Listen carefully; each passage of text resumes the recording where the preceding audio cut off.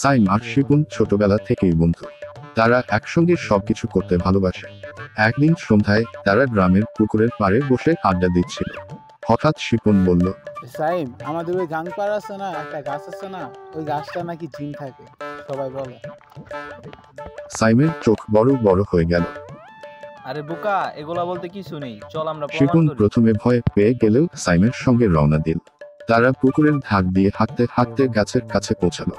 গাছটা ছিল খুব পুরনো, ডালপালা কেমন যেন অদ্ভুতভাবে মুচড়ানো। হঠাৎ বাতাসে একটা হালকা শীষ শোনা গেল। শিপন চিৎকার দিয়ে বলল, সাইম, দেখছো তোমার জিন আছে? সাইম ধীরস্থিরভাবে তাকিয়ে বলল। আরে না রে বোকা, এটা বাতাসের শব্দ। তারা যখন গাছের নিচে গিয়ে দাঁড়ালো, তখন গাছ থেকে একটা বুড়ো কাক উড়ে গেল। শিপন হাসতে হাসতে বলল, সাইম, তার জিন তো কাকা হয়ে সেই গেছে। রাতের পর থেকে তারা দুজনই গল্প করে সবার ভয় ভাঙিয়ে দিত।